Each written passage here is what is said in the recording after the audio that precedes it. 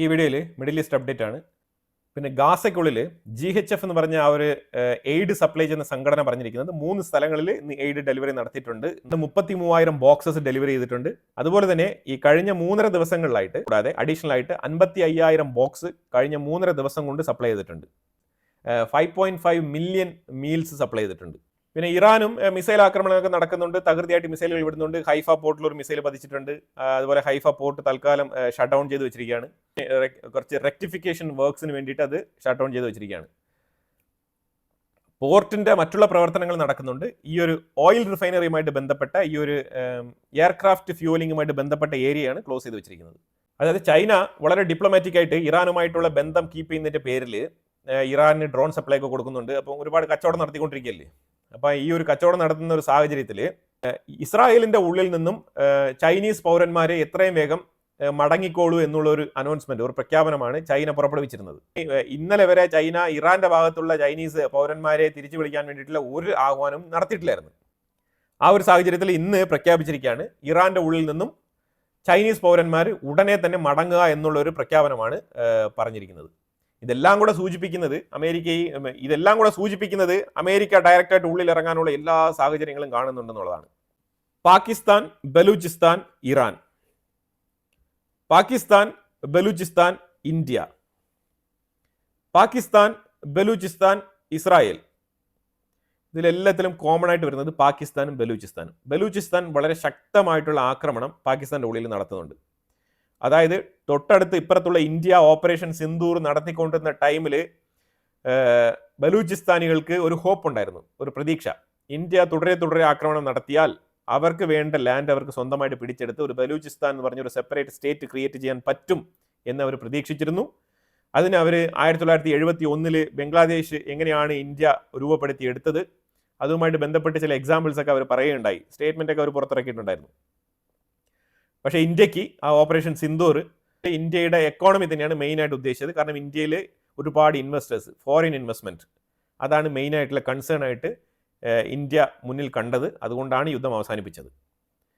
അതും പോരാഞ്ഞിട്ട് നമുക്ക് തുടർന്ന് ഈ ഒരു യുദ്ധം നടത്തിക്കൊണ്ട് മുന്നോട്ട് പോകണം എന്നുള്ള ഒരു അജണ്ട ബിഗിനിങ്ങിൽ തന്നെ ഇല്ലായിരുന്നു. ഇതും ബലൂചിസ്ഥാന്റെ തൊട്ടടുത്ത് ബലൂചിസ്ഥാനുമായിട്ട് ലാൻഡ് ഷെയർ ചെയ്യുന്ന ഒരു രാജ്യമാണ് ഇറാൻ. ഈ യുദ്ധത്തിന് മുതലെടുത്തുകൊണ്ട് അതിന്റെ മറവിൽ ബലൂചിസ്ഥാൻ ആർമി ഏറ്റവും കൂടുതൽ ആക്രമണം പാകിസ്ഥാന്റെ ഉള്ളിൽ നടത്താൻ തീരുമാനിച്ചിരിക്കുന്ന ഈ ഒരു സാഹചര്യത്തിൽ ഇവിടെ ഒരു കോമൺ ഫാക്ട് നമ്മൾ നോക്കേണ്ടത് ചൈന, ഇസ്രായേൽ. ഇതിനകത്ത് പാകിസ്ഥാൻ, ബലൂചിസ്ഥാൻ, ഇസ്രായേൽ എന്ന് പറയേണ്ട കാര്യം എന്ന് പറഞ്ഞാൽ ഇസ്രായേൽ ഒരു കോമൺ ഫാക്ടറാണ്. ഇസ്രായേൽ ഇന്ത്യയും പാകിസ്ഥാനും ഒരു യുദ്ധം നടത്തിയപ്പോഴും ഇസ്രായേലിന്റെ ഒരു കോൺട്രിബ്യൂഷൻ ഇന്റലിജൻസ് തലത്തിൽ ഉണ്ടായിരുന്നു. അതുപോലെ അപ്പുറത്തെ സൈഡിൽ നോക്കിക്കഴിഞ്ഞാൽ ഇറാനെ അടിക്കുന്നതും ഇസ്രായേലാണ്. ഇപ്പൊ ഇവിടെ ചൈനയുടെ റോൾ ഞാൻ പറഞ്ഞുതരാം. ചൈന പാകിസ്ഥാൻ ആയുധങ്ങൾ കൊടുക്കുകയും അതേസമയം ഇപ്പുറത്തെ സൈഡിൽ ആരാണ്? ഇസ്രായേലും ഇന്ത്യയും കൂടിയാണ്. ഇസ്രായേലിന്റെ ഇന്റലിജൻസിന്റെ സപ്പോർട്ടോടുകൂടി ഇന്ത്യ വളരെ ശക്തമായിട്ട് ചൈനീസ് ആയുധങ്ങളെ തച്ച് തകർക്കുന്ന ഒരു ഏർപ്പാടാണ് പാകിസ്ഥാന്റെ ഉള്ളിൽ നടന്നത്. അതേപോലെ ഇപ്പം ഇസ്രായേൽ ഇന്ത്യക്ക് അഡ്വൈസ് തന്ന അതേ ഇസ്രായേൽ തന്നെയാണ് ഇവിടെ ഇറാനിൽ ആക്രമണം നടത്തുന്നത്. ഇറാന്റെ ഉള്ളിലേക്ക് ഇതേപോലെ ചൈന തന്നെയാണ് ഡ്രോൺ സപ്ലൈ ചെയ്യുന്നത്. അവിടെ ഇന്ത്യയുടെയും ഇസ്രായേലിന്റെയും ടെക്നോളജി വെച്ചിട്ട് ഇന്ത്യ ഇസ്രായേൽ ടുഗദർ ഇറാന്റെ ഉള്ളിൽ നിന്ന് വരുന്ന ചൈനീസ് ഡ്രോണുകളെ, സ്വാം ഡ്രോണുകളെ അടിച്ച് പറത്തിക്കൊണ്ടിരിക്കുകയാണ്. ഇതിന്റെ ഒരു കോംപ്ലക്സിറ്റി മനസ്സിലായല്ലോ. ഇതാണ് ഇപ്പൊ ഇവിടെ നടന്നുകൊണ്ടിരിക്കുന്ന ഒരു ഇക്വേഷൻ. ഈ ഇക്വേഷനിൽ പ്രധാനപ്പെട്ട റോൾ വഹിക്കുന്നത് ചൈനയാണ്. അത് പാകിസ്ഥാൻ ആയാലും ഇപ്പുറത്ത് ഇറാൻ ആയാലും സപ്ലയർ ചൈനയാണ്. അപ്പൊ ഈ സാഹചര്യം ഇങ്ങനെ നിലനിൽക്കെ പാകിസ്ഥാൻ ഇപ്പോൾ ഒരു അബദ്ധത്തിൽ പെട്ടിരിക്കുകയാണ്. പാകിസ്ഥാൻ എന്താണ് അബദ്ധം പറ്റിയെന്ന് പറഞ്ഞാൽ പാകിസ്ഥാൻ ഓപ്പൺ ആയിട്ട് പാർലമെന്റിൽ പറയുകയും ചെയ്തു, എന്താണ്, ഞങ്ങൾ പാകിസ്ഥാനിൽ നിന്ന് ഡയറക്റ്റ് ആയിട്ട് ഇസ്രായേലിലേക്ക് ആണവായുധം അയക്കും എന്നുള്ള ഒരു സ്റ്റേറ്റ്മെന്റ്. ഇത് വളരെ ദോഷം ചെയ്യുന്ന ഒരു സ്റ്റേറ്റ്മെന്റ് ആണ്. ഇനിയിപ്പോൾ ഏത് അമേരിക്ക വന്ന് പാകിസ്ഥാനെ പ്രൊട്ടക്ട് ചെയ്താലും ഇസ്രായേലിന്റെ കണ്ണിൽ കരടായി വീണ് കഴിഞ്ഞു. പാകിസ്ഥാൻ ഓൾറെഡി തന്നെ ലിസ്റ്റഡ് ആണ്. ഇപ്പൊ ഇസ്ലാമിക രാജ്യങ്ങൾക്കെല്ലാം ഒരു ഫണ്ടമെന്റലിസം ഈ യഹൂദൻ എന്ന് പറഞ്ഞുണ്ടെങ്കിൽ ഈ ജൂവിഷ് സ്റ്റേറ്റിനും ഒരു ഫണ്ടമെന്റലിസം ഉണ്ട്. അതായത് അവരുടെ ഫണ്ടമെന്റലിസം എന്ന് പറഞ്ഞാൽ അവരുടെ നിലനിൽപ്പിന്റെ ഭാഗമായിട്ട് ഒരു മുസ്ലിം കൺട്രിയുടെ ഉള്ളിലും ആണവായുധം ഉണ്ടാവാൻ പാടില്ല. ഇത് ഇസ്രായേലിന്റെ ഡോക്ട്രിനാണ്. അത് ഇപ്പം ഈ ഒരു ഉത്തരം നിങ്ങൾക്ക് വളരെ വ്യക്തമായിട്ട് കിട്ടും. എന്തുകൊണ്ടാണ് ഇസ്രായേലിന്റെ ഉള്ളിൽ ആണവായുധം ഉണ്ട്, മറ്റുള്ള രാജ്യങ്ങളുടെ കയ്യിൽ ആണവായുധം ഉണ്ടാവാൻ പാടില്ല എന്ന് ഇസ്രായേൽ പറയുന്നത്? മുസ്ലിം രാജ്യമായിട്ടുള്ള ഒരു രാജ്യത്തിന്റെ ഉള്ളിലും ന്യൂക്ലിയർ ബോംബ് ഉണ്ടാവാൻ പാടില്ല. അപ്പൊ അത് ഉള്ളത് കുറെ നാൾ കൊണ്ടേ പാകിസ്ഥാന്റെ ഉള്ളിലാണ്. അതുകൊണ്ടാണ് ഏത് ഇസ്ലാമിക രാജ്യത്തിന് എന്ത് സംഭവിച്ചാലും പാകിസ്ഥാനെ കൂട്ടുപിടിച്ചുകൊണ്ട് പാകിസ്ഥാൻ ഉടനെ പെട്ടെന്ന് തന്നെ ഉമ്മത്ത് എന്നൊക്കെ പറഞ്ഞുകൊണ്ട് വലിയ സ്റ്റേറ്റ്മെന്റ് ഒക്കെ ഇറങ്ങും. അപ്പോൾ ഇത് സംഭവിക്കുന്നതെന്ന് വെച്ചാൽ ഇറാന്റെ ഉള്ളിലെ ന്യൂക്ലിയർ പ്ലാന്റുകൾ അടിച്ച് തകർത്ത് തരിപ്പണമാക്കി കഴിഞ്ഞാൽ next target for Israel Pakistan. ഇത് നിങ്ങൾ കുറിച്ചിട്ടോ. ഇസ്രായേൽ വരും, പാകിസ്ഥാനിൽ വരും. അത് ഏത് രാത്രിയാണെങ്കിലും, പിന്നെ ഇറാന്റെ അടുത്ത് ഇപ്പം അറ്റാക്ക് ചെയ്യുന്നപ്പോൾ ആയിരിക്കില്ല പാകിസ്ഥാനെ സംബന്ധിച്ചിടത്തോളം. അവർ വളരെ പെർഫെക്റ്റ് ആയിട്ട് വന്നിട്ട് എവിടെയാണോ ഉള്ളത് അത് മൊസാദ് കൃത്യം ആ സ്ഥലം അറ്റാക്ക് ചെയ്ത് നശിപ്പിച്ച് 1-2 മണിക്കൂറിനകത്ത് അടിച്ച് തൂത്ത് പറക്കി കളഞ്ഞിട്ട് പോകും. പാകിസ്ഥാന്റെ ആണവായുധം.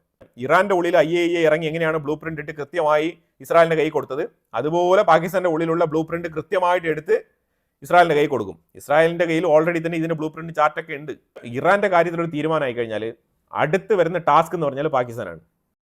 അതുപോലെ ആസിം മുനീർ ആരുടെയൊക്കെയോ കാല് പിടിച്ച് അവസാന അപമാനങ്ങളൊക്കെ സഹിച്ച് ഇപ്പം അമേരിക്കയിൽ എത്തിയിട്ടുണ്ട്.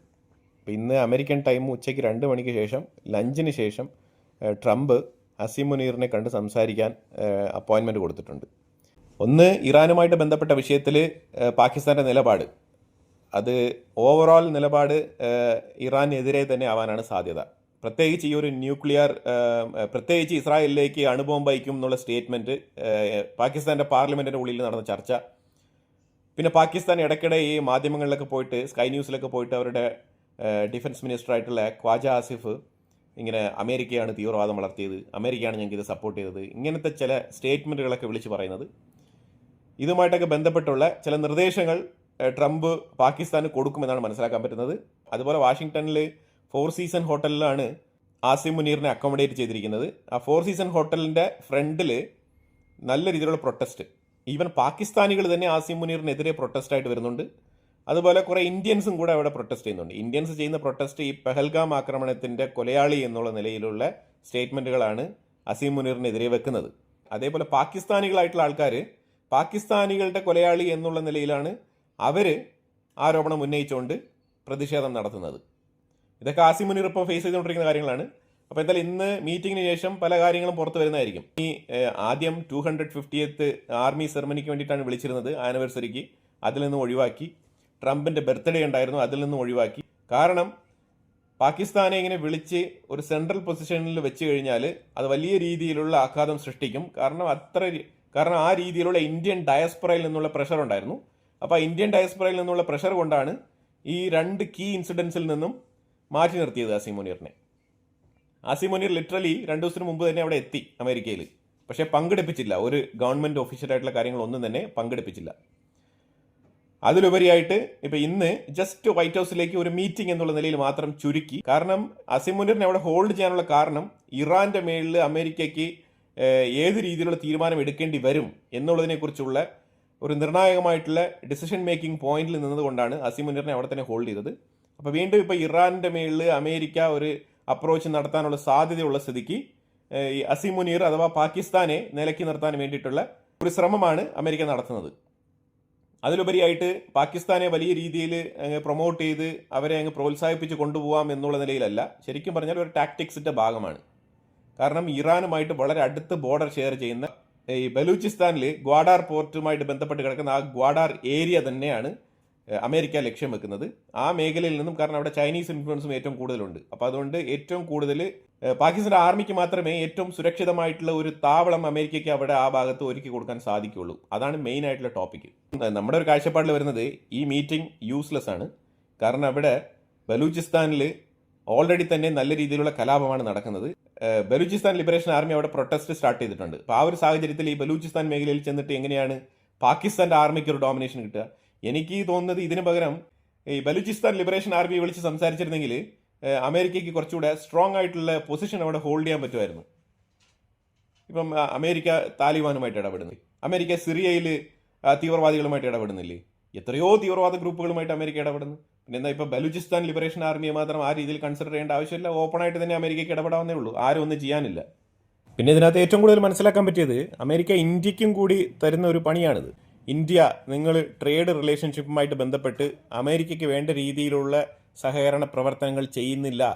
അതുപോലെ നിങ്ങൾ ഏറ്റവും കൂടുതൽ ഈ മൾട്ടിപോളാർ വേൾഡ് ഉണ്ടാക്കാൻ വേണ്ടിയിട്ട് ബ്രിക്സുമായിട്ടൊക്കെ ബന്ധപ്പെട്ട് റഷ്യയുമായിട്ടൊക്കെ ബന്ധപ്പെട്ട് ഇങ്ങനെ ട്രേഡ് ഡൈവേഴ്സിഫൈ ചെയ്തുകൊണ്ട് റഷ്യൻ ഫൈറ്റർ ജെറ്റുമായിട്ടുള്ള കോൺട്രാക്റ്റുകളിലേക്ക് പോവുക, F-35 വേണ്ടാന്ന് വെക്കുക, ഇതേപോലത്തെയുള്ള ചില ഡിസഗ്രിമെൻറ്റ്സ്, ഇന്ത്യയുടെ ഡിസഗ്രിമെൻറ്റ്സ് ആണ് ഏറ്റവും കൂടുതൽ പാകിസ്ഥാനെ അമേരിക്കയോട് അടുപ്പിക്കുന്നത് പോലെ, അഥവാ അമേരിക്ക ഇന്ത്യക്ക് അങ്ങനെ പ്രത്യേകിച്ച് ഒരു മാനദണ്ഡവും കൽപ്പിക്കുന്നില്ല, ഞങ്ങൾക്കെല്ലാവരും ഒരുപോലെയാണ്, ഞങ്ങൾക്ക് പാകിസ്ഥാനെ വേണമെങ്കിലും ഏത് നേരത്തും അമേരിക്കയിലോട്ട് ക്ഷണിക്കാം, അവർക്ക് വേണ്ട സഹായങ്ങൾ ചെയ്യാം, ഞങ്ങൾ തമ്മിൽ ലോങ് ടേം പാർട്ട്ണർഷിപ്പ് ഉള്ള ആൾക്കാരാണ് എന്നുള്ള രീതിയിൽ ഇന്ത്യക്കും കൂടി കൊടുക്കുന്ന ഒരു ഇൻഡയറക്റ്റ് മെസ്സേജും കൂടി ഇതിനകത്ത് ഉണ്ട് എന്നുള്ളത് നമ്മൾ മനസ്സിലാക്കേണ്ടതുണ്ട്. അപ്പോൾ എന്തായാലും ഈ രീതിയിലുള്ള ഒരു മീറ്റിംഗ്, ഒരു കൂടിക്കാഴ്ച അമേരിക്കയിൽ നടക്കുന്നുണ്ട്.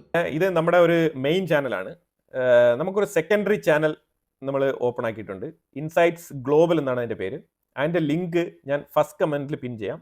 കാരണം നമുക്കൊരു സബ്സ്റ്റിറ്റ്യൂട്ട് ചാനൽ വേണം എന്നുള്ളത് വളരെ അനിവാര്യമാണ്. കാരണം ഇന്നത്തെ സൈബർ ലോകം നിങ്ങൾക്ക് അറിയാമല്ലോ, എന്തെങ്കിലുമൊക്കെ ഒന്ന് സംഭവിച്ചു കഴിഞ്ഞാൽ നമുക്കൊരു റിക്കവറി ഓപ്ഷൻ വേണം എന്നുള്ള രീതിയിലാണ് ഒരു സെക്കൻഡറി ചാനലായിട്ട് അത് റൺ ചെയ്യുന്നത്.